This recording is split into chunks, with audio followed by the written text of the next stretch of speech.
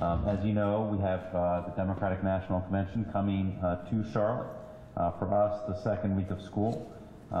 This is a proud opportunity for the city of Charlotte. CMS is very excited to be a part of those planning and preparations. I'd like to take this opportunity to personally thank the mayor for his leadership. From the time I first had the opportunity to have conversations with him about our school district and our children and the plans that we have to go on that journey from good to great, the mayor has been a steadfast supporter of speaking about his belief about supporting education, supporting public education, and then also to make sure that whatever needed to happen from the city's support to have our schools open, he pledged to make that happen, and he has absolutely been a man of his word. So I thank the mayor, Mayor Fox, for his leadership. And we see this as a tremendous opportunity for the city of Charlotte. The entire world will be watching. It will be an amazing opportunity to share all the things that make Charlotte wonderful. And as one of the newest residents of this city and this community, I can tell you that we have a lot to show off. We are very proud of the Charlotte-Mecklenburg schools, and so we hope that we'll be able to tell our story, a story of a school district that nationally has a very good reputation, and a school district that is absolutely trying to be about every child every day for a better tomorrow. So joining me at the table, we have some individuals who will be able to speak specifically about planning and preparations for the DNC. Carol has already spoken about preparations for transportation for the start of school, and obviously the logistics around transportation have taken an immense amount of thoughtful planning and preparation. We also have two people who have been absolutely diligent and proactive in all the planning and preparations for the partnerships between CMS and city and county officials, and that's Ms. Catherine Block, our Director of Quality Management and Auxiliary Services, and then Scott McCulley, who has also been our lead CMS individual. And then we have Bud Cecina, who has helped coordinate safety and security efforts for CMS around all aspects of the DNC. And so I will now turn it over to Catherine. Thank you very much. Good morning. We are thrilled to be here. I'm thrilled to be here with my colleagues to talk to you a little bit about the highlights of our readiness planning as a district. The planning effort has been underway for well over a year now. I'm happy to say it's been a very collaborative effort, both with the DNC, with the Secret Service, as well as with the Charlotte-Mecklenburg Police Department. So it's been underway for over a year now, and our efforts have been very deliberate and very intentional in three specific areas. Three specific planning principles that we've been following. The first of which is around continuing our focus on teaching and learning. We are here to serve the 140,000 students of the district, and we're here to advance their academic achievement, their academic success, so it's very important to us that we continue our focus on teaching and learning during that second week of school. The second is around providing safe, reliable, and timely transportation as well for our students. We understand that with the excitement of the DNC coming to town, that's going to increase the amount of traffic coming into our city, and so we have to minimize disruption for our students. The third is around delivering a consistent routine for our parents and students as well. It's going to be very fluid during that week, and a lot of our planning, again, has been focused on making sure that we deliver a very clear routine and scheduled opportunity for that week. So to echo the words of Dr. Morrison earlier, we are feeling like we are very ready for the second week of school. We will say that the information that comes to us is very fluid, and so there may be some adjustments to our plan as information continues to come our way. But as of now, based on the information we have, we feel like we are very ready for the second week of school. So I'll begin by talking about continuing our focus on teaching and learning. Very clearly, all of our CMS schools will be open for the second week of school. They will be open. However, there are three schools in our system that will be located within the I-277 loop. That is the area that will experience the highest level of congestion. And so we've been very thoughtful about those three schools and making sure that we adjust their schedules to make sure that we can get our students in and out very safely while maintaining a focus on teaching and learning. So First Ward Creative Arts Academy will be on an early release schedule for September 4th through the 6th. That's Tuesday, Wednesday, and Thursday of that week. They will be released at 12:45. For Irwin Academic Center and for Metro School, both of those will be on an early release schedule just for Thursday. Thursday is the day, as you all know, that we're expecting the highest level of visitors to our city and the highest level of congestion probably downtown. And so that's the day we'll be on an early release schedule for those two schools as well. We'll also be pursuing a special, what we're calling a DNC week offer for after-school enrichment. So for those students, for those schools who will be on an early release schedule, we are offering the opportunity to register for the after-school enrichment program. We're going to waive the traditional $35 fee, so parents will not have to pay that. And transportation will be provided for those students who are registered from their home school to that after-school enrichment location. For the Irwin Academic Center, it will be Oak Lawn Language Academy. And for First Ward Creative Arts Academy, it will be Highland Renaissance. So again, the idea is to offer that ASAP program at a separate location so that they are outside of the high congestion area so we can continue our focus on teaching and learning for those students. And with that, I'll turn it over to Carol, who will talk about our transportation plans. Okay, this has been a very challenging time for us to determine what we feel like would be the most reliable and safe transportation plan for all of the students in the district, realizing that the focus is on the inner loop or of the I-277 corridor, but nevertheless we have to consider all other students in the district that we have assigned to our buses as well. So with that, we began to take a look at the scope of what we normally would do on the course of a day in the life of our buses. And just to give you a magnitude, in the inner loop last year on a given day, 1,600 times a day, 428 of our buses traveled in and out of that inner loop, or on the streets within that inner loop. So why did they do that? They did that for three reasons. One, it was the shortest distance point A to B to get across the city. Two, they were serving students inside the loop that live there and attend schools outside the loop. Or, number three, they were traveling in to serve students going to Irwin, Metro, and First Ward. So we kind of broke it into those three categories. And Ms. Block has already talked about the First Ward, Irwin, and Metro plan. So for those buses that were just traveling point A to B, and they were not serving students inside the loop, and they were not coming into the parking lots at the three schools, we decided to modify those bus routes. So there's several hundred of those, 325 or so, that we have modified or detoured outside of the I-277 loop. So they will be traveling, and it's really just a directional change, pretty transparent to the student, but it will be a directional change for our drivers. The drivers have practiced those modified routes in their dry runs this week, and those will be effective the first day of school on next Monday and will continue for the entire first 2 weeks of the school year. The next group is one that we have given very, very careful thought to, and that's for the students that live inside the loop and attend 20 schools outside of the loop. Their bus stops for the first week of school will be their normal, regularly assigned stop inside the loop. One thing that we have done differently for these children, though, we have decided to dedicate buses to just transport those children. Why did we do that? Two reasons. One, it will minimize the impact or the fallout, if you will, if those buses happen to get delayed on any other school that we are serving with buses. Normally we would serve those children, it would take 35 buses to serve them. So we have deassigned from those buses and assigned them to 10 dedicated buses. The second and the most important reason, though, for assigning them to these dedicated buses is for us to have the true accountability and the reliability of meeting with the parents at a shuttle stop for the second week.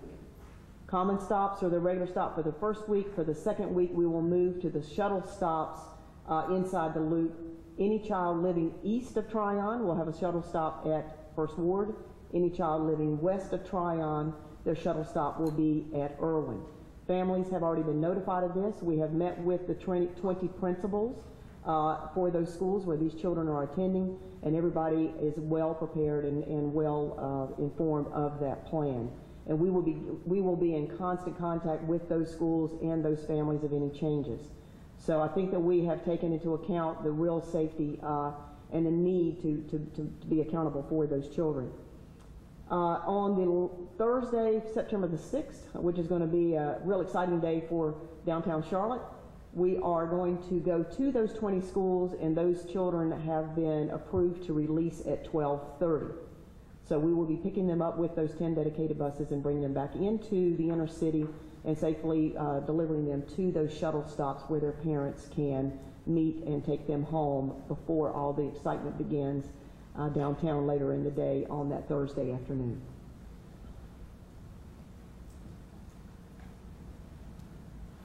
So with that, Bud Cecina will talk to us about the additional safety measures within the I-277 loop. As of 9:30. As of 9:30 this morning, we had contacted all but 6 of the families that we were contacting inside the I-77 loop. We made several attempts at each of the locations with our officers. That process has come to great success, and all the families have stated that they were really pleased that we made that face-to-face communication with them. Bud, can you just be very specific about exactly what you did? Sure. We contacted each and every family in the I-277 loop. We knocked on doors. Officers went door to door, left messages, left our cards there. They were able to contact either the officer directly, one of the detectives, or our communication center at 980-343-6030. And we notified them, left a message, checked to see if they're actually going to come to school that day, made sure that they knew where their bus stop was, made sure they knew where their shuttle stop was, gave them information from transportation, talked to moms and dads, and answered DNC questions as they could. So our expectation is that there's going to be some traffic congestion. CMPD tells us that there are 30 minutes to an hour delay at most everything that happens downtown.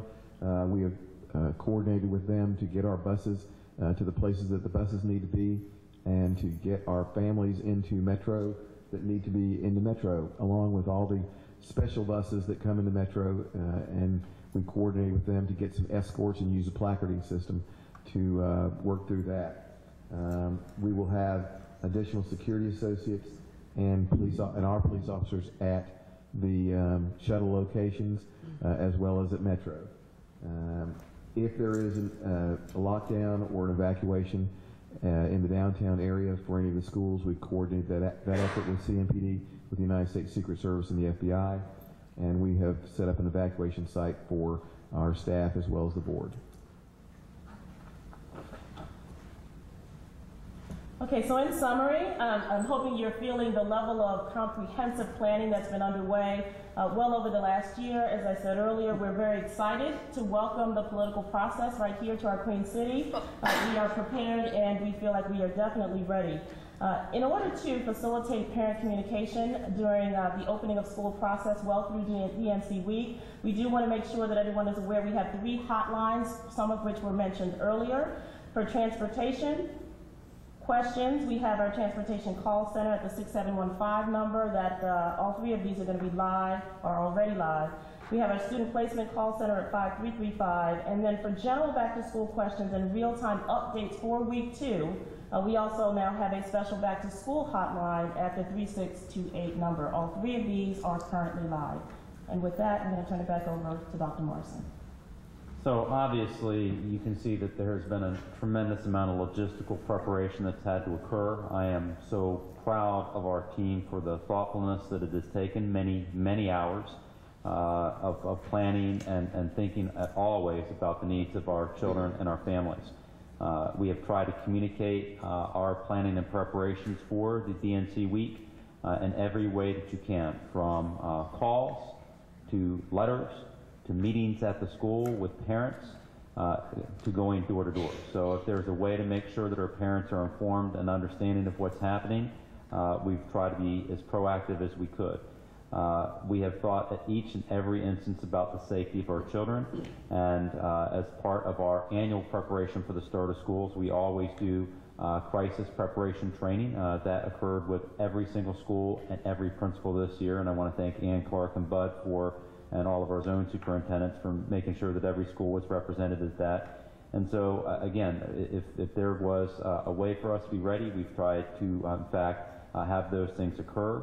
I marvel at Carol She has not been rattled once through this whole process, and it's tough enough trying to make sure you get all of your bus routes to accommodate a school district the size of CMS, but then to have the additional challenges. But as I've said throughout this process, yes, there have been challenges, but there are tremendous opportunities, and that's what we're excited about. And so at this time, we would welcome any questions that you have.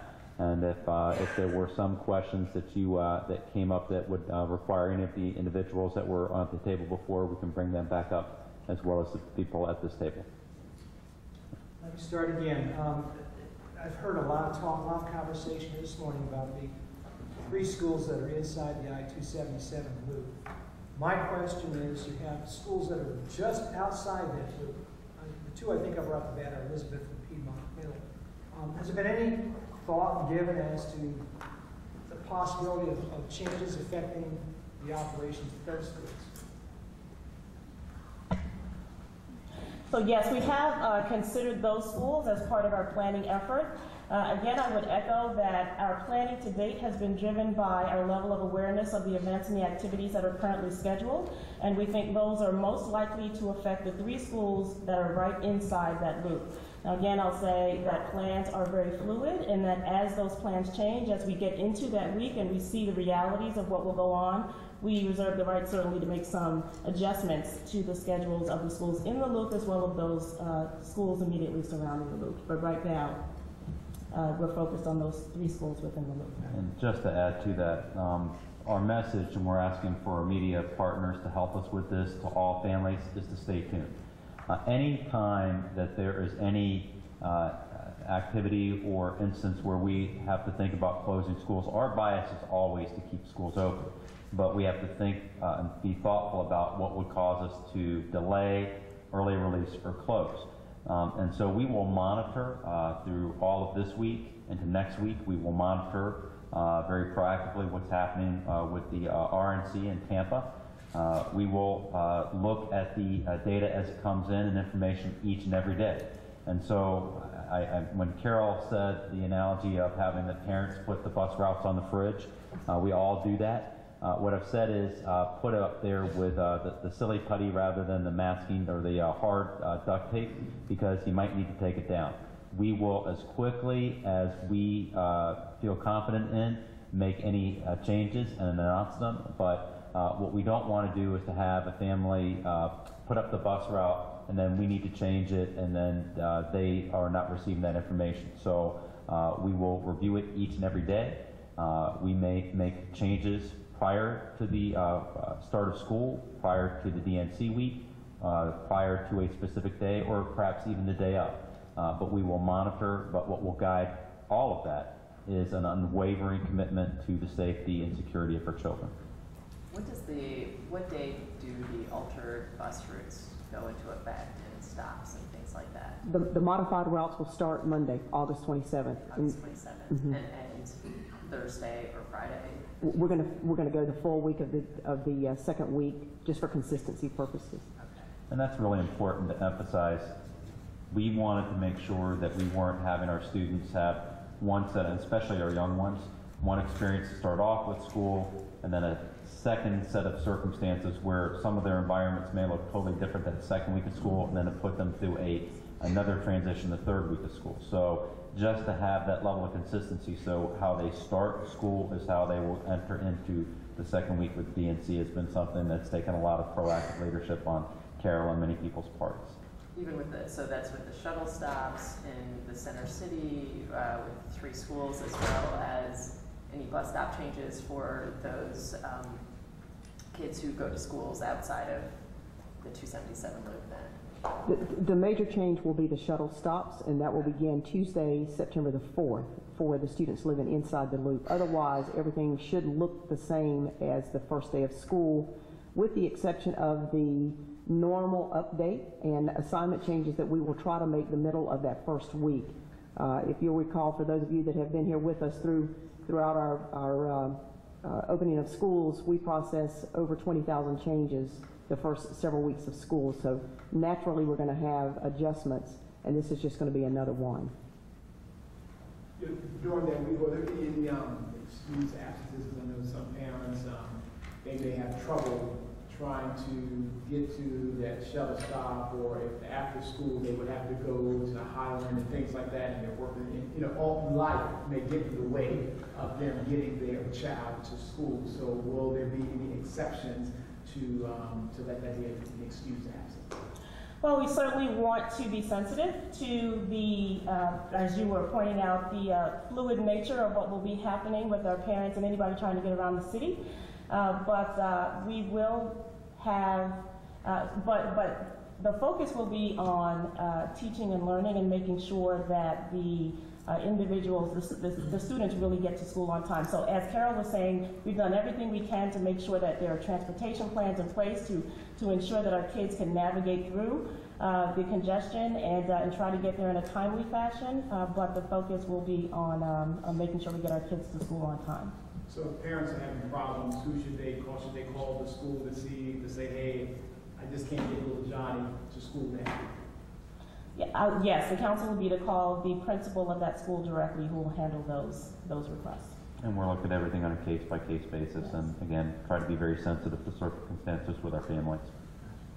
And I guess with security, I know your SROs, their CMP officers, you know, talking about fluid. If things happen, will those SROs be taken out of the schools to handle DNC? If that happens, what is the plan? That's been very fluid in the last couple of weeks.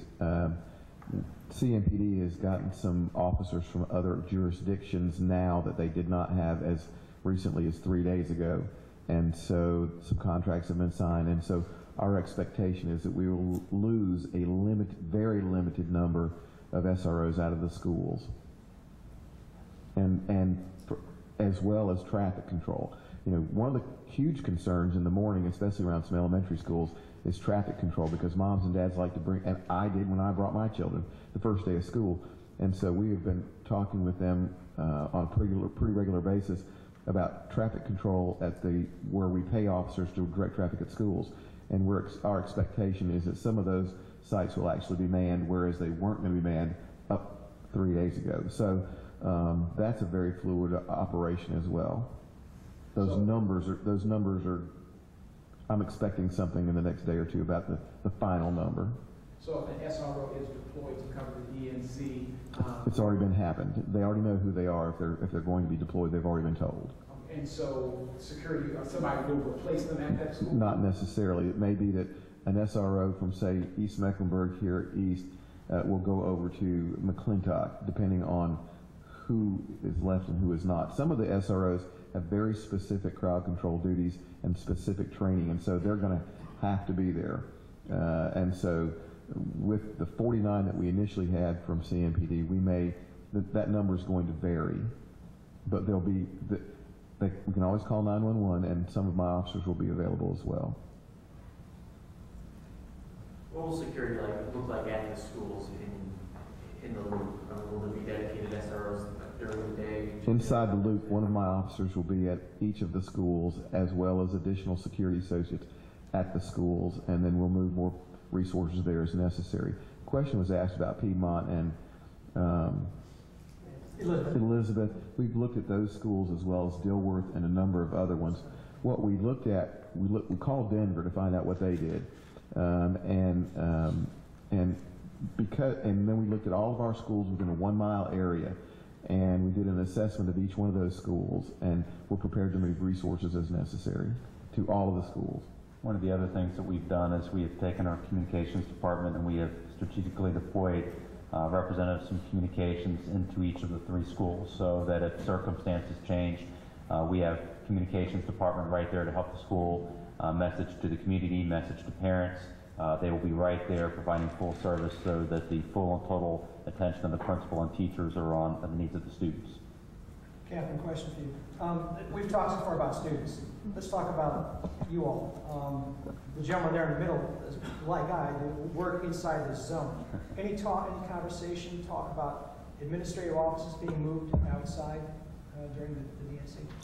So our focus really for the administrative staff is to be out in schools, making sure that we have our eyes on what's going on that first week. And so there is an assignment plan, so each member of our executive staff, a lot of our members located there at the Government Center, will be out in schools, making sure that everything is moving smoothly. Other than that, we are encouraging all of our employees to show up there at the Government Center. Yeah, let me be very clear about that. Our focus is it will be business as usual. But business as usual for us the first 2 weeks of school is being out in the schools. And so I think if you haven't gotten it already, you will see the itinerary of my first day. I hope you'll be with me. Get up early and be ready to stay up late. But I'll be out in schools the first 2 weeks. I'll make sure I'm visiting these 3 particular schools that second week. We'll have staff strategically deployed throughout our school district, but our offices will remain open. Again, right now, the big plan is for communications to be strategically deployed through those 3 schools. But otherwise, business as usual for us is to make sure that we're out in our schools all across CMS, supporting a very good, smooth transition and opening of schools. This isn't a logistics question, but is there any district push as far as incorporating the DNC into lesson plans, or using it as an opportunity to kind of learn about the political system? Yeah, I'll ask Ann to come back up because there have been specific directions sent out to all schools. What I will say is that as a teacher on special assignment, especially being a former social studies teacher, you have what's called the teachable moment. And when things happen in your community, you make sure that certainly you use them to augment aspects of the curriculum and our pedagogy. And so it will be absolutely appropriate for schools to talk about what's happening in our city, to talk about this democratic process of how we go about selecting the office of President of the United States. And so we are proud of the fact that our city is going to be being watched by the world. But there have been specific instructions sent to our schools, and I'll ask Ann to speak to that.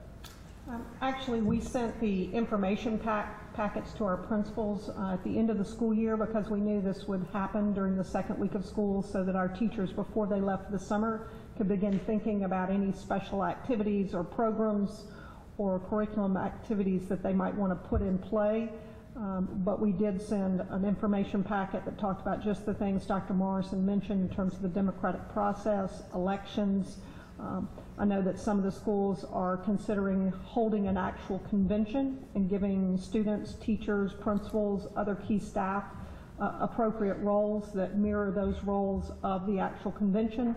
So although the activities will not be Democratic National Convention specific, they will be about process. We also have partnered with Generation Nation, formerly Kids Voting. As many of you know, they have a curriculum by grade level that is available that supports the actual election journey as well, that will continue well beyond the second week of September as we move toward our November national election, as well as local and state. So a number of resource materials available for our teachers, and much of that planning began happening before school dismissed. But I think it's very important to say that our intentionality is it's a teachable moment, but there is nothing different of how we would approach that teachable moment being the DNC than if it was the RNC. It's a teachable moment.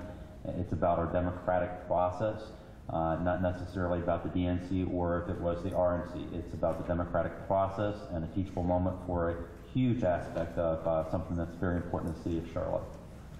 So is the DNC going to offer up some politicians, celebrities, the president, or anything like that? I thought they were coordinating that with you, Dedrick. I thought you were one of the celebrities. Did we get that wrong, Ann? Okay. We have a process in place. Ann and Latarza and Catherine are all meeting regularly. As you can imagine, there's many opportunities being afforded to our entire community, and some of them would be opportunities for schools. And so we have a process in place to review those. The standard we try to use is if it's a once-in-a-lifetime opportunity, it's something that we really want to try to see if that would be something we would want to consider for our students.